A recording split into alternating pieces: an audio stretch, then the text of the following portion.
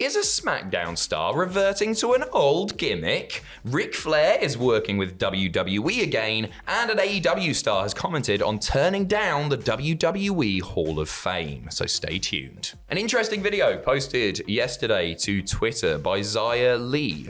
She was training, doing all sorts of cool stuff that I can't do, twirling sticks around and all that great stuff. Lasts for about 2 minutes. It's really, really well produced.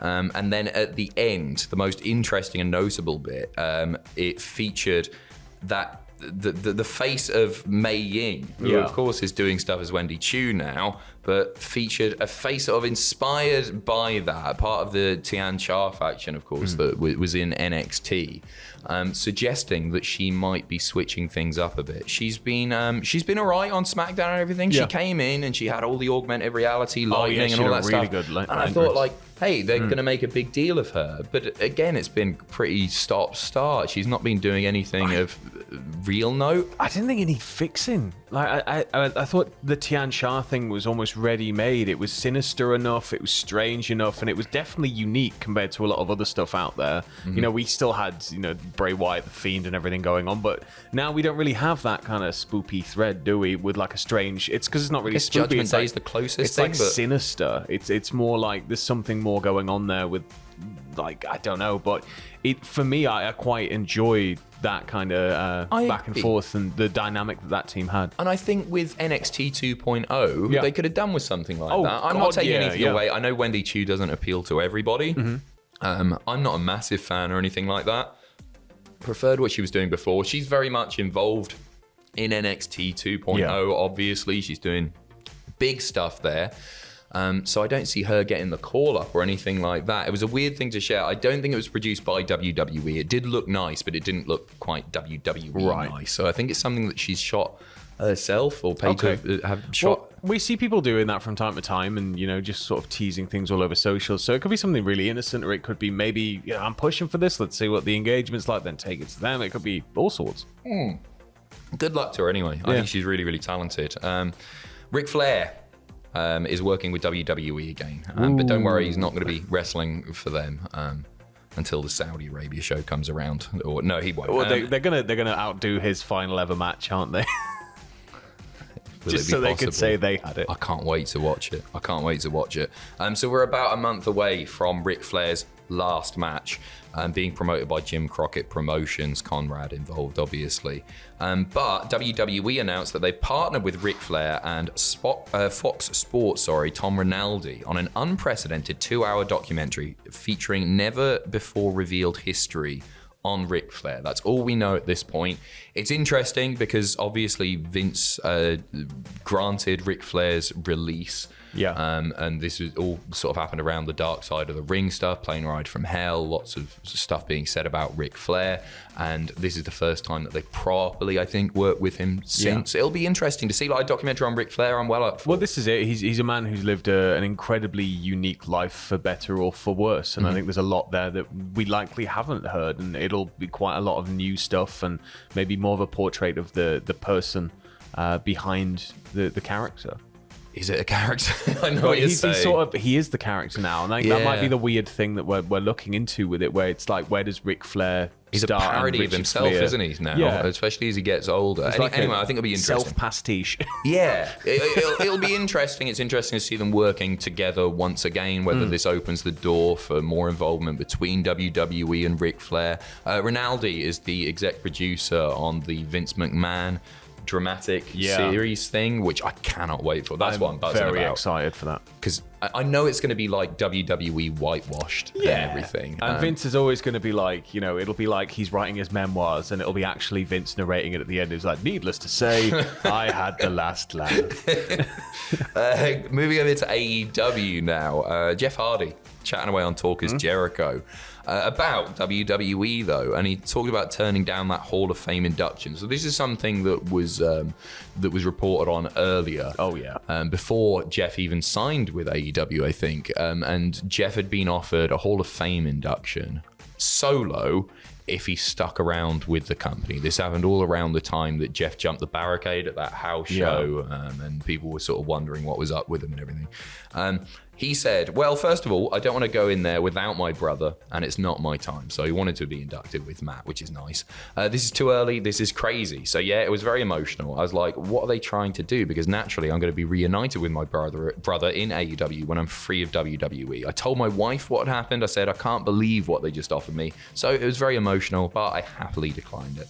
It's cool that he's going to go in the Hall of Fame. Yeah, I mean, there's no question about it. So getting inducted into the Hall of Fame, does it really benefit him at this point? Like, because he's a dead cert for it, along with Matt, and it should be them together. It does feel a little bit like WWE would kind of be covering their own tracks with it anyway. If they knew that he was wanting to leave, and if they knew it was pretty much an inevitability that he was going to leave, if they can go, yeah, but there's this Hall of Fame induction, and the Hall of Fame traditionally in most sports is reserved for people who are retired, who are gone, who aren't coming back, and it's kind of maybe a little thing of like over the hill.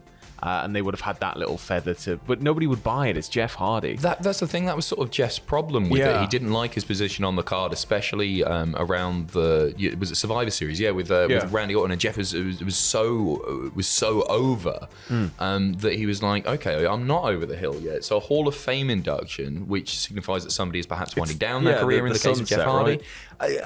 I don't know. I don't see that as much of a selling point when you're going to go in there anyway. The merch on the year that the Hardys go in together is going to be obscene. I understand why they wanted to keep him, because Jeff is such a draw, especially on house shows. Like, kids still love him. He moves a lot of face paint. Yeah, he does. Yeah. The armbands. Yeah. I used to make mine out of my mum's tights. Got in a lot of trouble. WWE taping multiple NXT episodes. PW Insider reporting this. It was announced at last night's show, or this week's show, that next week there's going to be double tapings on Tuesday and Wednesday from the Performance Center in Orlando. The June 7th episode will air live as usual, but then they're going to tape the June 14th and 21st shows. So it's unclear why this is happening. But they've done it before because they've made upgrades to the Performance Center, so it might just be a logistical thing. And it could be any number of small things. I know that they were apparently also returning to touring and stuff soon, so it could be something to do with that if they're not already out there on the Coconut Loop again. So it could be, as you said, many little factors. They could just be moving stuff around. They could be doing a whole new state. It could be anything. Yeah. So stay tuned for spoilers on NXT 2.0. We'll ruin it for Quick you. Injury update next on Matt Cardona. Despite his torn biceps, Cardona, who is the, of course, reigning NWA World Heavyweight Champion, will be attending NWA Alwayz Ready next weekend. He was scheduled to defend the title against a former champion, Nick Aldis. But speaking on Busted Open Radio, Matt said, "Doctor is suggesting surgery, which I will be getting on Tuesday, but there's no way I'm not coming to a pay-per-view named after me. I'll be there. I don't know exactly what's going to happen. I don't know what's going to go down, but I'm going to be there. I'll have the 10 pounds of gold with me." And that's really Billy's decision, what he wants to do. So surgery, who knows how long he's going to be out for. Yeah. Not good news when you're the reigning world's champion. Yeah, in a promotion that's really trying to reestablish itself and has been doing well so far to keep a lot of press going, and people are really starting to tune into NWA and everything. So I think it's something where maybe we will have to see him regretfully give it up, but it's not to say he's not going to immediately get it back when he's healthy, because he's one of the hungriest free agents out there, right? Yeah, without a doubt. Like he's a marketing machine, and he's always been that from even the early days of the WWE doing the Z True Long Island story stuff. The guy knows how. Like, he's making more now doing the indies. It doesn't surprise me at all, that. Just from the merch and the cameos and all that, everything that he does. Like, he has an action figure of himself come out every other day. Bless him. Well, he's the action figure guy, right? Fair play to the guy. Right. Like, if you can go away from WWE, have more people talking about you and be making more money, like, not many people can do that. He's a really talented proving them bloke. Wrong. Yeah. Speaking of NWA Alwayz Ready, a special guest commentator has been announced for this.